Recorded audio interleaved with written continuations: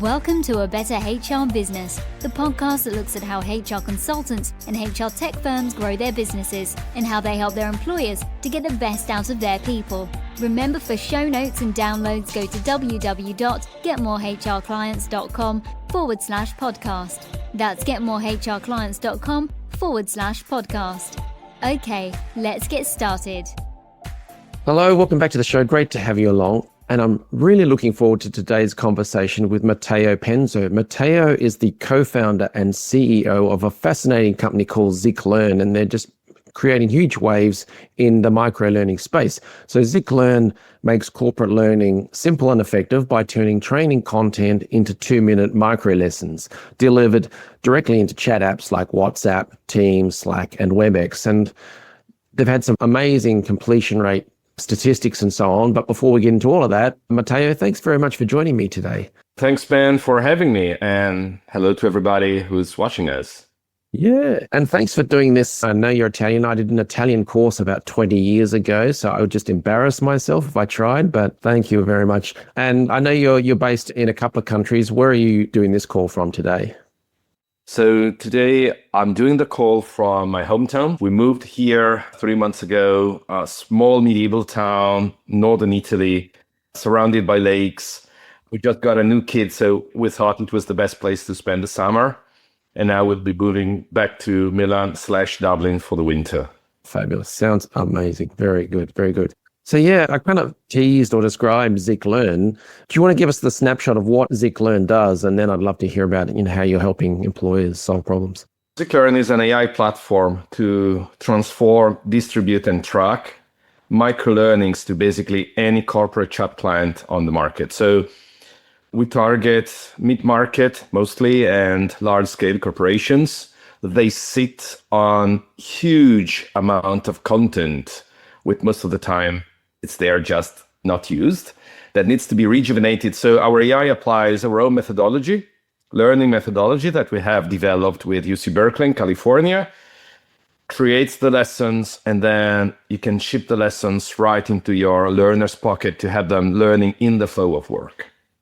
Yeah, I love that. And that's interesting that you mentioned you've developed your own learning methodology or whatever. It's not just plucked out of thin air, because what we're seeing these days with the rise of AI is all these course-making tools that are just glorified LMS systems. But you've got a methodology and an actual formal approach that produces results. Is that right? Yeah, we actually did our research with UCB even before writing the first line of code. And then we built the product on top of everything else. And that research, it's still ongoing and drives our product implementation. That's smart. That's smart. So for people listening, one of the reasons I got in touch is when I saw something about Zick Learn, I had a little flashback to when I was an HR manager in a manufacturing company back in Australia, and would have loved this. Because getting people into a classroom and trying to get information out of all of the product leaders' heads, the experts' heads, it was so hard to do. And how do you help employers train their workforces? So standard e-learning, it's now failing everywhere, independently from geographies and industries. So if you look at market available data, completion rates range between 5 and 15%. Where the variation is because of who is doing the research. There's no uncertainty behind this data. The certainty is that employees are not being trained anymore. And we believe we are at a fundamental moment in time where reskilling and upskilling your employees is of the utmost importance, because otherwise in 3 years, we would be having millions of people on the streets looking for a job. It's just nothing but huge change coming down the line. For an employer or an L&D leader or an HR leader, how does Zick Learn work for their learning and development requirements? So they've got information, what do they do with it? So I've been obsessed with time since I was a kid. And what Zick Learn does, it's basically multiplies the availability of time for all the actors involved. For the IT, who doesn't need to integrate a new technology into their infrastructure, because Zick Learn leverages their own Teams or their own Slack, whatever they're using. And it is as secure as their network. For the HR department, you don't need to rebuild or build from scratch trainings taking days or weeks, our AI does that for you on content that is already existing in a matter of seconds. And finally, for the learners who don't have to spend hours and hours attending a super boring training, and by the way, let's state the truth, nobody's attending those training. They're just click and sleep. They're having the training on one screen while doing their work on the other screen, because at the end of the day, everybody wants the employee to stay productive. But we let you train them in the flow of work, so keeping their productivity high.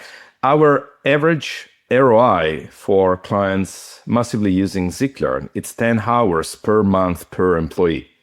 So the savings they're producing by giving their employees productivity back, yearly savings are immense. The counter argument might be that someone says, what are you going to learn in 2 minutes? So what can they learn in 2 minutes? I would say everything. There's topics I always suggest not to put on Zick Learn. If you think about financial mathematics, for example, not something I would learn in my chat client. But if you look at soft skills, hard skills, process-based skills, induction, everything can be built in a training that delivers every 24 hours, a 1 minute, 2 minute lessons into the pocket of your learners. Yeah. Because thinking back to that example I gave when I was an HR manager on a site, you could almost treat it as FAQs, frequently asked questions, or if I think back to new starter orientations, they've got questions, or they're getting the tour around the place and they're starting the jobs and they're learning with someone who's an experienced operator or whatever, they will have frequently asked questions. I'm imagining that would be how it would work. You've got questions or little pieces of information that you can impart, share in 2 minutes quite easily, right? The way we built the methodology is to make the learning curve very stiff. So the type and amount of content that is being memorized by the learners is exactly similar to what you would be having with a standard training. It just happened in a fraction of the time. And so you've described an evolution in the way you help different types of companies. So is it the large firms, small firms? Who are the ideal clients and how do they use it? We started with large enterprises for a very simple reason. Our business model is land and expand. So we land, the first license is probably very small, but then because of the word of mouth between the managers and the learners, our license sales start piling up. And so the larger the organization population, the more money we're making with no effort. But the problem is that with large-scale corporations, the sales life cycle is utterly long. This was nearly crashing us. Because even when you make a sale and you convince the manager to acquire, then you have to speak with basically everybody else in the organization, and everybody has to put their yes before you can actually send the invoice and get paid. And then just before that happens, they all decide, I'm going to go on vacation for a couple of weeks, or I'm going to go on for a training thing. Or somebody changes role or gets fired or promoted and you have to start from scratch. So we decided, yes, this is still an important part of our reach out to the market, but our go-to-market is focused on the mid-market type of companies in Ireland, in UK, in Italy, and soon in the rest of Europe, because that's the easiest spot for us to start quickly, very fast decision making, and then start putting the product at play. Yeah, that makes sense. I remember when I ran my HR consulting business and finally got this large national company or international company to sign their agreement, and just ran my eyes back over the contract, over the agreement. And I realized I just had to change the year because it had taken an entire year just to get this thing done. So I feel your pain. You're having amazing success with the business, and also you're growing it quickly and you're expanding into new markets, into new countries and so on. Can I ask, what are you doing to actually market and grow the business? So we're very strong in outbound sales. We started from the very beginning, focusing on cold calling and cold emailing. We hit a wall on emails, and we have to learn a lot for cold calling. Now I would say we're super strong at cold calling, and we learned how to do email campaigns. We're not as good on emailing as we are on cold calling, but it's something we're continuously developing as a reach out. We also have some inbound, but if I look at the totality of the business, that's a small percentage. Yeah. These days, the talk is always inbound, and I would encourage businesses to do it, is to have that profile, that brand, and so on, so that they are seen and the inquiries come to them. But you've gone the opposite way. You said outbound from the start. So for people listening, it's cold calls we get, but the emailing is cold bulk emailing. So that's at large numbers. You've got, I guess there's more technology to make that easier these days. But can you tell us a bit about the outbound calling? Because not a lot of businesses do that well. So I think the foundation, if you want to do outbound calling, is respect the law. That's the very first rule. So the way you obtain the numbers, it's very important. And there are tools in the market that let you obtain numbers and contacts of your targets aligned with what the GDPR requires. So you will be calling contacts that, knowing or not, they have signed for being called by external parties, and they have signed an agreement with somebody so that their data can be transferred to somebody else. So that, to me, is the first rule, because it protects the reputation of your organization, which is something that if you lose, there's no way to get back. So there are a lot of databases on the internet. There are a lot of ways to obtain the contacts of your targets. Choose the proper one. And then at the beginning, I think very similarly to what everybody else is doing, my reps were pre-qualifying every target they would be calling. So they were probably doing 25 to 35 calls per day. And they would be knowing that if they calling Ben, they would have known his role, current role, past role, some signals about his organization. Are they investing in learning? Are they hiring? So they probably have to do induction. But then Ben would not answer the call, or would just close the call as soon as he realized it was a sales call. And all that investment would have been lost. And back then, we were probably doing 4 to 5 demos every month per rep. Actually, our outbound team is not focused on selling. It's focused on opening up opportunities so that the account executive can then take it over and actually close the sale. And so 4 to 5 wasn't working for us. It was not enough numbers to then successfully close the selling. And so I said, okay, we're losing a lot of time. I'm a data-driven person. So as soon as I have data, I start digging deeper and find better ways to improve those data. Back then, we were using HubSpot for calling targets, and Cognism is our source of data. So if your listeners want to take a deeper look, these were the tools we were using. HubSpot provides some high-level data about the calls, and based on that data, I decided to abandon quality and focus on quantity. If I just pause you there, the reps were looking up data to find all the information about the people. Could they possibly be a good lead or sales source? And then when the time comes to actually phone them, they don't answer, they hang up quickly, and you've wasted all that time and effort doing the research. Yeah. So you say, well, no, let's get rid of that. Let's spend less time trying to perfect that quality side, and let's spend more on quantity. Yeah, more than getting rid of that. Actually, the turning point was accepting reality. You're calling people out of the blue, and you're pissing them off. That's the reality, and pardon the French. So knowing this, you have to know that the majority of the people will hang up on you. My rep's job is just to find the 2 persons every day who are willing to speak with them. Because what we know is that since the problem that we're fixing is pandemic, then we have to assume that everybody has that problem. We don't need to search for the people with a problem. We know everybody has it. We just need to search to look for the people who are willing to recognize they have a problem and recognize they need to know the solution. So we completely shift approach. My reps do not know who they're calling. Well, obviously they have the name, the surname.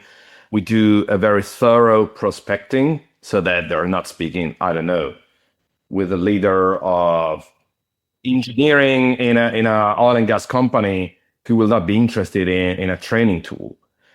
Although we do have some engineering leads as our. I can imagine you would, yeah.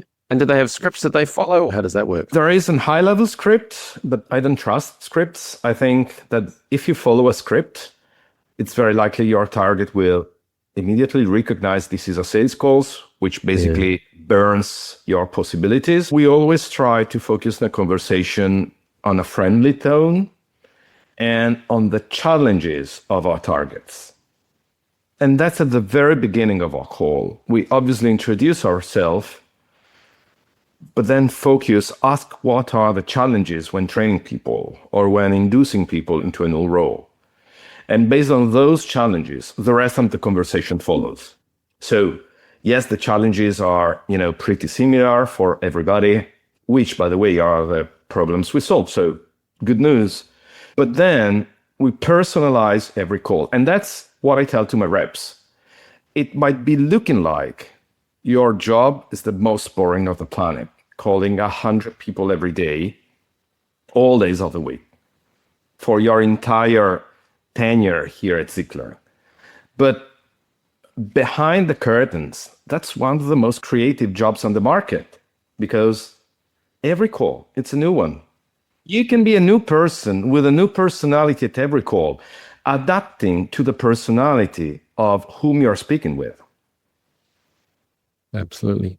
That opening is tough. That's the toughest part. After they're talking, then you've got information, you can build rapport, etc. But that first couple of lines, I'm imagining that's pretty tough. Absolutely. But that's why I was telling you we are in the business of speaking with two persons every day, not more than that. And what we track is, for example, the duration of the call. And we got to a pretty consistent metrics where we know the ratio of calls beyond 2 minutes that we're able to convert into demos, and then a ratio of calls beyond 3 minutes that we're converting into demos. And that's how we operate, is we know that if we can make the conversation lasting longer, then it's very likely we close it as a demo. Yeah. And are you hiring seasoned, highly experienced sales reps, or what are you doing? At the beginning, I was doing so because I thought it would have been a much faster way into the market. Problem is that when you hire experienced people, yes, they bring professionality to the job, but also they're bringing their background of things they have tried and they think they don't work, or things they never tried because they believe they don't work. We realized it's much better for us to start anew. And so, for example, our best rep ever before joining Zick Learn was a pizzaiolo in Dublin. What we're looking for, it's not the experience. I think you can build the experience. What you cannot build is the approach to the conversation. So, for example, when I hire, there is a part of the very first interview that I run where I ask to turn off the camera so that both of us can focus on the flow of the conversation. And then I ask the person I'm interviewing to do an outbound call out of the blue, where I won't be judging the technicalities. So I don't care if you're a good cold caller.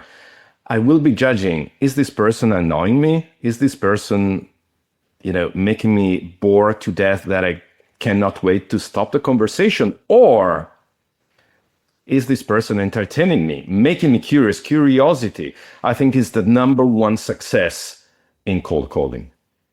Curiosity, Gab, what's going to happen next? Exactly. And that's why, for example, I always tell my reps, don't tell everything in the call. If you're capable of creating curiosity without satisfying it, and creating a promise that their curiosity will be satisfied in the demo, number one, it's more likely they book the demo. And number two, which is more important to me, they show up at the demo. They actually show up at the demo. If you start sharing all the information in the call or via email, number one, you're losing your time. Instead of calling new targets, you're still speaking with this one. And number two, it's high risk that this person will put very low attention to the material you share and will very likely do not attend the call. Yeah, and that's a tough lesson for anyone, but especially HR tech, HR consulting founders and leaders, because it's your baby. You want to talk about it and tell everyone all about it and all the amazing things it does. Yeah, you're saying it's that curiosity. Leave a little bit off the table to bring it to the next stage, the demo. And speaking of demo, how has that changed? I'm guessing that you don't do the same thing you used to do, right? Well, actually, we very recently changed our approach because originally, when you get a target, you get a potential client into the demo, we start from the challenges. So we focus the demo, we personalize the demo on the challenges. We want to dig deeper around that because that's how we're going to close the deal, showing them that they have problems that they are not solving with our product, with Zick Learn. They can solve their existing problems. So that's the foundation of our selling approach. But then we were spending the majority of the demo showing the product. We were starting with creating a context through a product deck and then actually showing the product and then closing the demo with a training sent to their WhatsApp right away so they can start looking at the product, not just from the administrator part, but also from the learner's part, and actually leave the Zick Learn experience in their hand. And then at the end of the demo, we would have set up a follow-up meeting probably a week later. And during this week, we were tracking their engagement into the training because we can track over 20 data points live coming up on their interaction with the training. And so that's a good guidance on we will be able to close the deal or not. Oh, are they using it or not? And if they haven't even opened it. Yeah, if you're not using it, what's the likelihood you being interested in it? Yeah. But what happened is that all the demos were going really well, really, really well. You can feel the excitement in the conversation on the phone. You can feel the excitement when you have FaceTime with your prospect in the demo. But then in the second call, many of them did not show up. It's not the right moment. So I believe we were losing momentum with this approach. And so the way we redesigned the demo, which is our first real touch point with a prospect, is let's ride momentum. And so let's not show the entire product. Let's only show the parts of the product that they care about. So their challenge is something like we do in-person training, so we don't have any real data about the engagement of the class, the impact on the business. We just run some polls at the end of the training and then nobody reads the results or is able to interpret the results. Then let's just focus on the analytics and the insights and how in depth we can go for each single learner up to the entire organization. Or if their challenge is that they have a small learning and development team and they have no time to create the content, then let's focus on the AI component. Or if they have a very diverse population speaking so many languages, then let's focus on the component that does the automatic translations and delivers automatically in the language spoken by each single learner. And the rest is, blur it. It's there. If you ask me a question, I will be using part of the product to answer that question.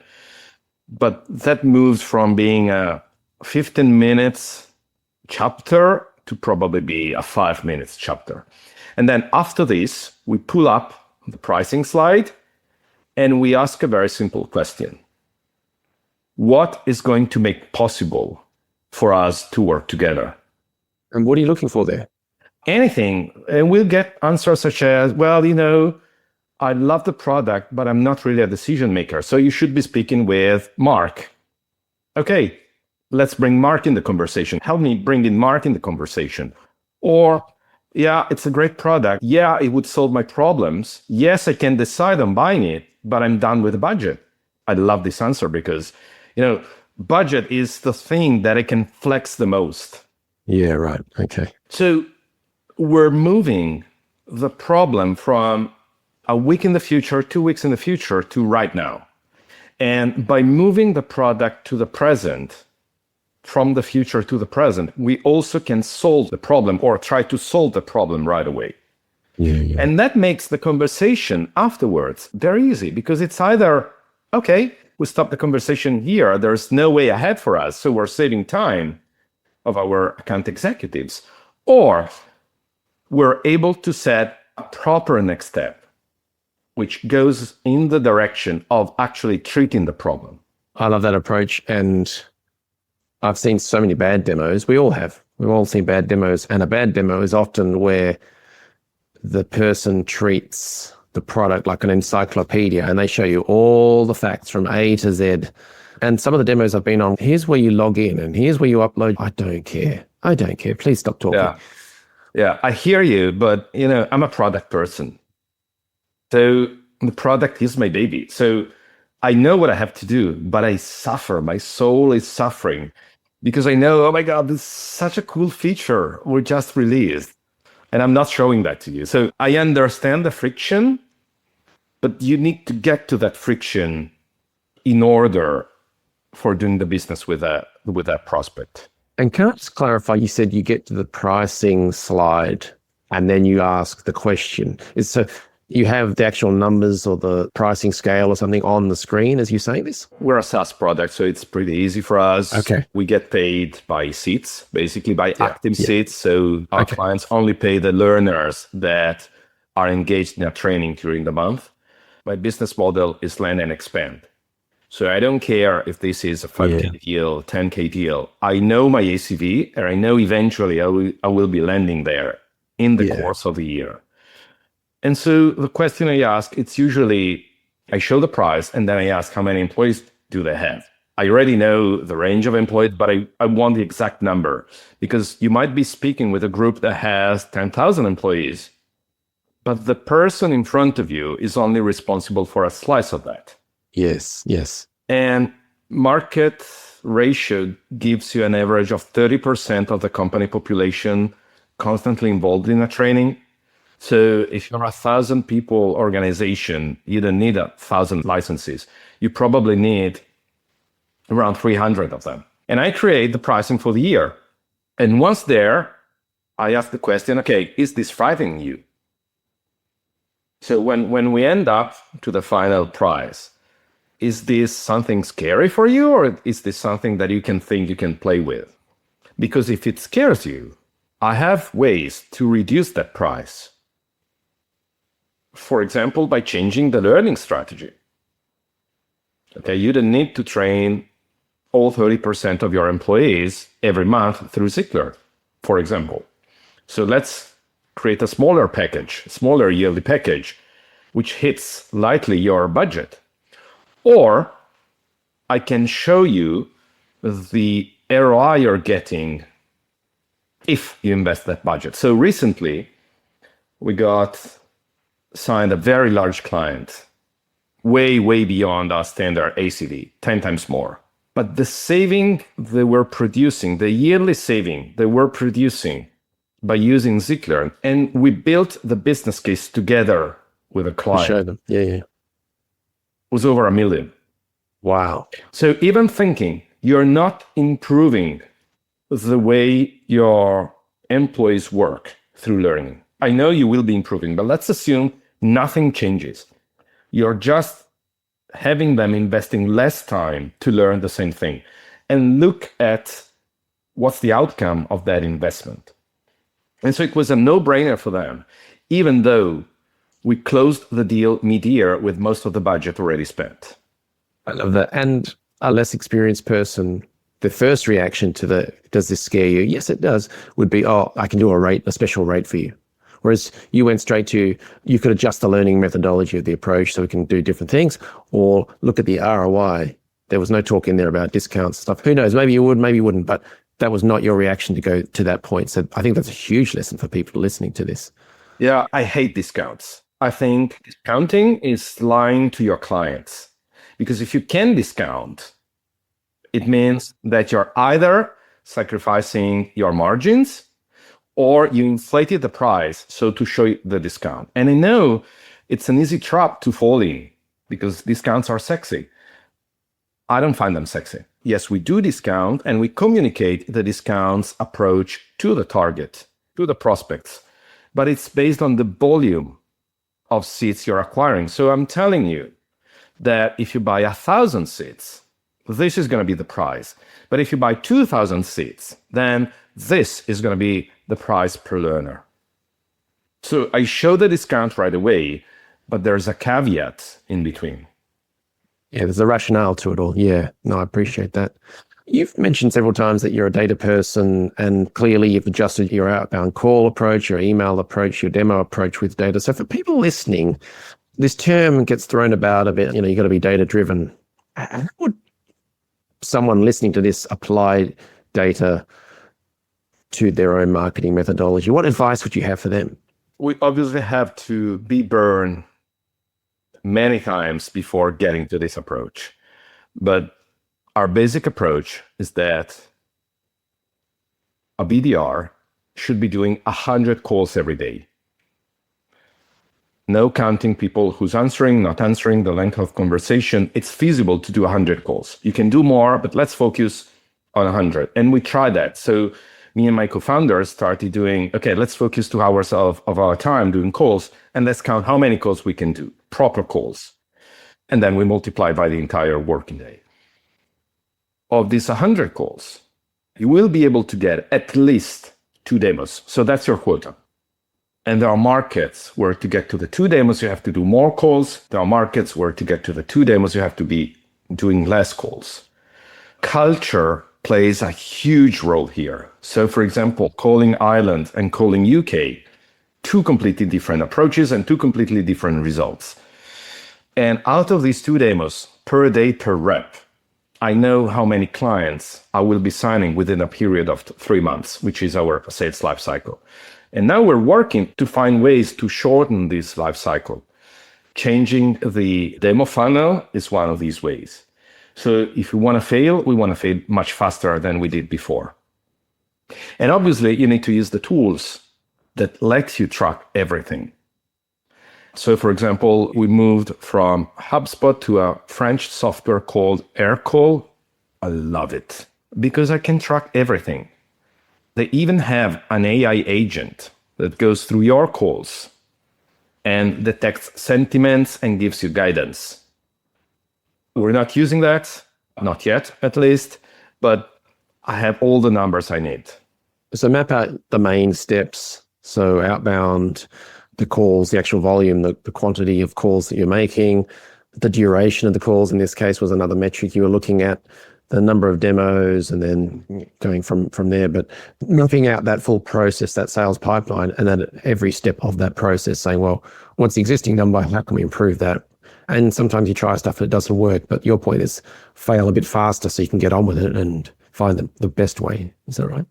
Yeah, I think failure is a good measure of your success, because I always believe that if you're not failing, it's probably not because you're very successful, but because you're not trying hard enough. So what we're doing is iteratively reviewing our quota, because I don't know if 2 demos per day, 2 demos set per day is success. I know that it's feasible. But once I engineered across markets and geographies, I want to raise that number. And I want to raise the number of people that we bring to demo and then we close as actual deals. We're constantly reviewing our quota because the only way ahead is accelerating. We are a startup. So the only reason for a startup to exist is constant growth and acceleration.